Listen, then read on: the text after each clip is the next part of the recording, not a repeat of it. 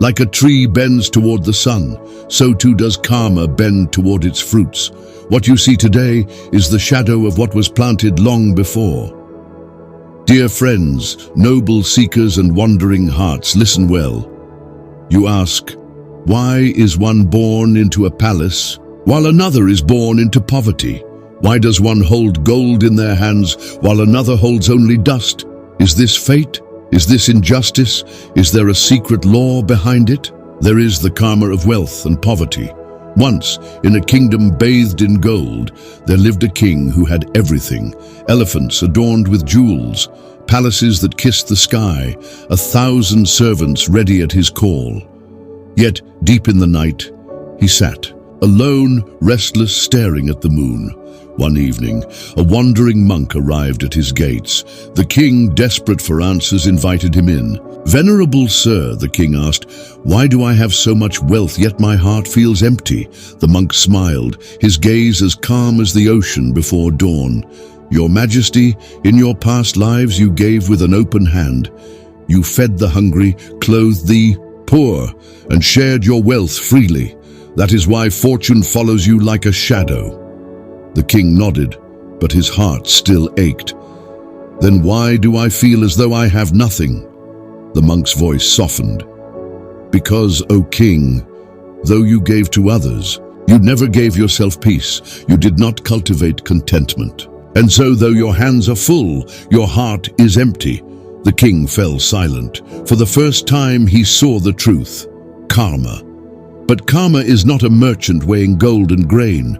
It is not a cold judge, punishing and rewarding. It is deeper than the ocean, older than the stars, and more precise than the sharpest sword. It is not fate, it is not luck. It is simply the echo of your own footsteps from lives beyond memory. The truth about karma. Most people misunderstand karma. They think it is a system of reward and punishment. Oh, you must have done something bad in your past life. That's why you suffer now.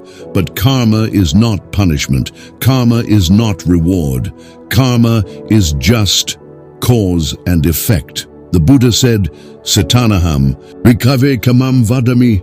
Intention, O monks, is what I call karma. Karma is not what happens to you.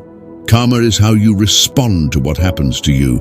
It is the movement of the mind, the thoughts you nurture, the emotions you cultivate, the actions you take. Each is a seed planted in the vast field of existence. And one day when the conditions are right, they will ripen. If you plant mango seeds, you will get mangoes. If you plant chili seeds, you will get chilies. Simple, isn't it? So why are some people born into wealth while others are born into hardship? Because of the seeds they have planted in their past lives. Why some are born into poverty. Once, a beggar knelt before the Buddha, his hands trembling. "Why was I born poor, Lord?" The Buddha's voice was gentle yet firm. "My dear one, in your past lives you had wealth, but you kept it locked away. You never shared. You never gave. So now life has placed you in a situation where you must learn the value of generosity." The beggar bowed his head, tears falling onto the dusty earth. "Then what should I do now, Lord?" The Buddha smiled. Give. Whatever you can, no matter how small. A smile, a kind word, a little food, and in time your karma will shift. A person may fall into hardship because of 4 past actions. Greed, hoarding wealth, clutching it like a miser. Those who never opened their hands in past lives may find life's hands closed to them now. Stealing, taking what was not given, whether through trickery, deception, or force. A thief in one life may find their hands empty in the next. Wastefulness, squandering wealth on mindless pleasures, thinking only of today, never of tomorrow. Blocking generosity, discouraging others from giving. Those who once closed the doors of kindness for others will find those same doors closed for themselves. Why some are born into wealth. Likewise, those born into fortune did not receive it by accident. Their past lives were filled with actions like generosity, giving freely to those in need. A wealthy man in this life was a giver in the last. Honesty, never stealing, never deceiving, never taking what was not theirs.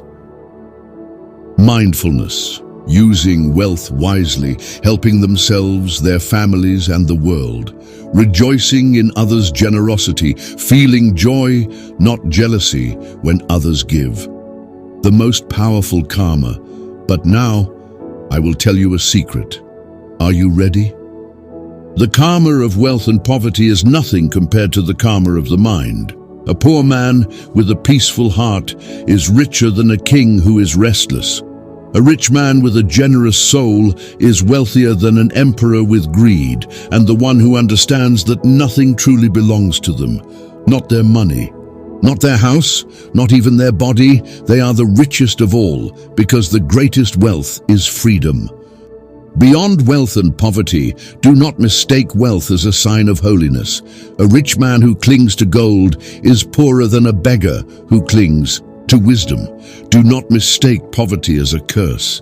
The poorest man who walks the path of Dhamma is richer than a king lost in desire.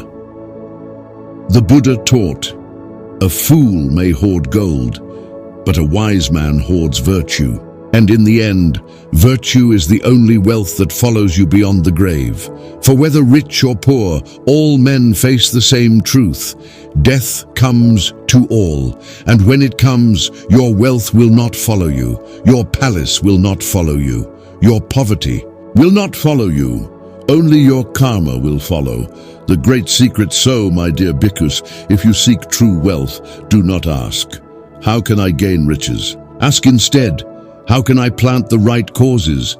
Do not pray for money, pray for wisdom. Do not wish for gold, wish for virtue. For even if you are born poor today, if your heart is rich in kindness, generosity, and wisdom, the future will be filled with brightness. Just as the rising sun melts away the darkness, so too does good karma melt away suffering. The past may have shaped you, but the future is shaped by you. Walk the noble path, and whether your robe is silk or rags, you will be rich in the only way that matters.